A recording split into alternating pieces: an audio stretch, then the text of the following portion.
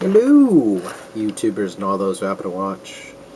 As you can see right here, I have my Jack Skeleton hat on, and it actually fits me pretty well, and it's pretty warm.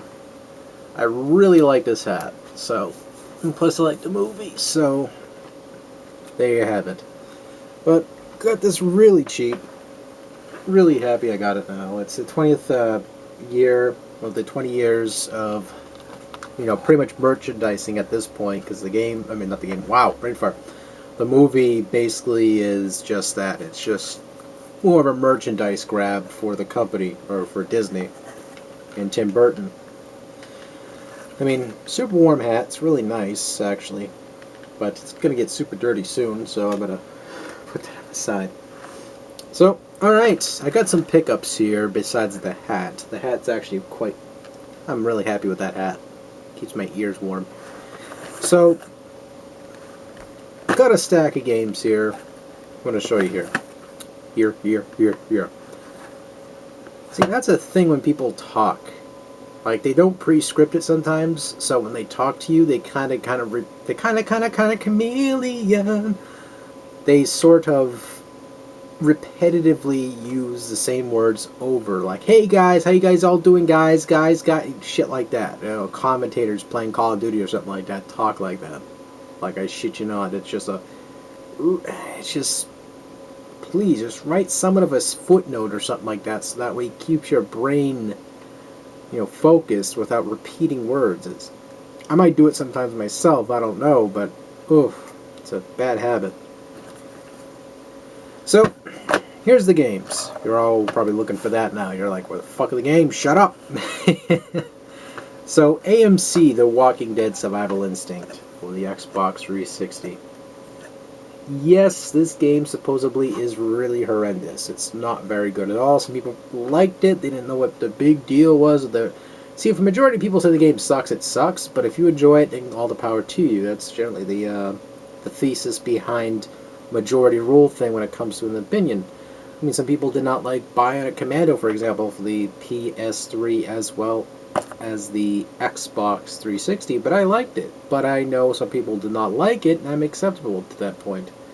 But this one right here is a rush job. It does have a lot of good ideas, though. There's some ideas such as the Oregon Trail kind of thing involved in this. Because I watched my friend play this on the live stream, and I was just seeing what was going down. It was kind of an interesting idea. But, again, a very rushed sequence of things. Apparently Daryl, which is the guy that all the girls get moist and saturatedly wet from when they watch him on this goddamn show, practically, the voice acting on him is pretty good. What I heard from him, and as well as Marl there, I think Marlo, I don't fucking know.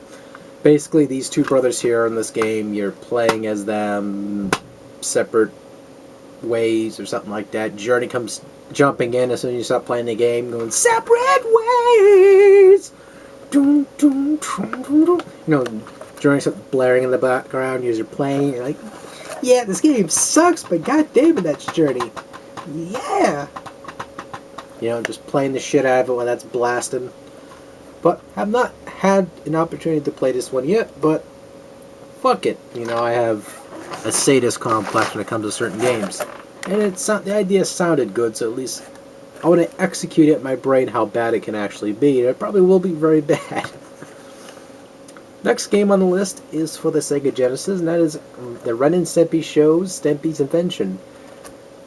You see, the thing about this game is that it's not as good as it could have been, especially with the ideas they throw into this game. It has a lot of references from the show, which is this is like a wet dream for a lot of folks who really appreciate the show. But at the same time, they're not really as good. I remember playing this as a kid and hating it, and I knew it was bad. How kids kind of play bad games anyway, and they just know it sucks, but at least later on, they realized what they were playing was complete crap, but at the time, they just repetition, playing the shit out of it, and they just get into that meat and potato of that fucking game, and they beat the shit out of it and beat it. Nowadays, they go play it, they're like, what the fuck was I smoking? Just like, wow.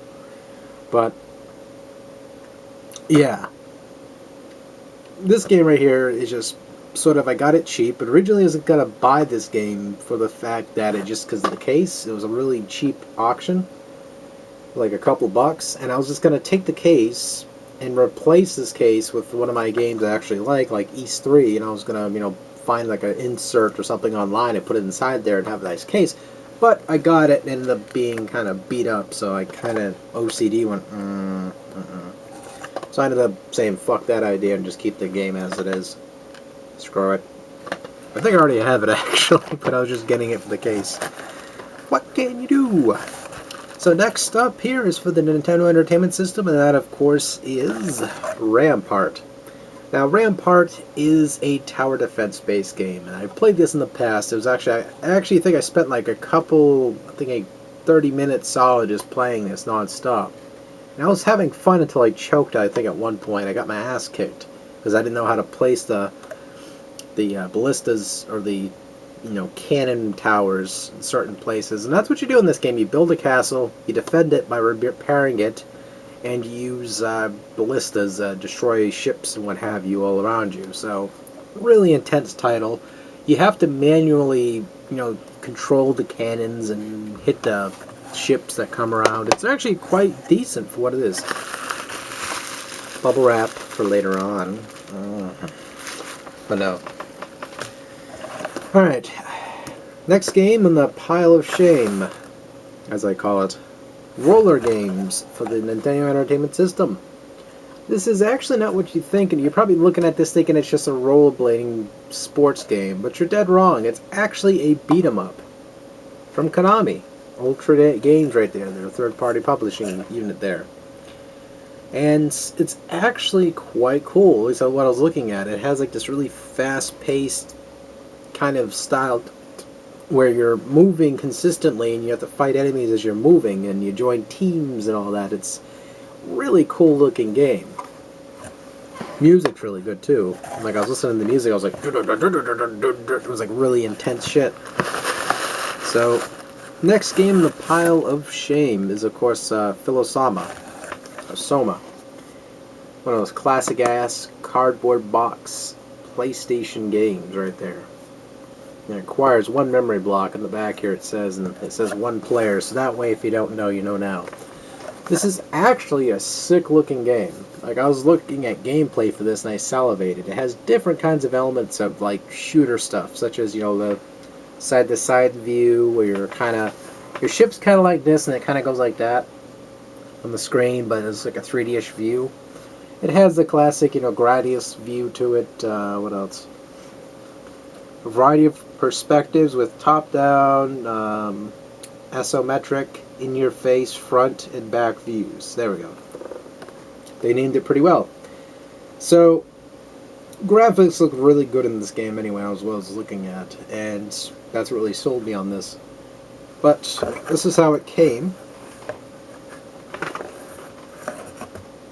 Oh, now you stay in the fucking case. Came with memory foam. There was no manual to it, which is not a big deal, but pretty cool looking though. I'm gonna have to play that some gameplay at some point. Some gameplay at some point. Oh yes, yes. Put it in my ass. But all right, the last game for the pile of shame is actually from the Nintendo Wii, and I think it's one of those very underappreciated titles. And once you see this, some people who do own a Wii and probably do own this game would very much agree.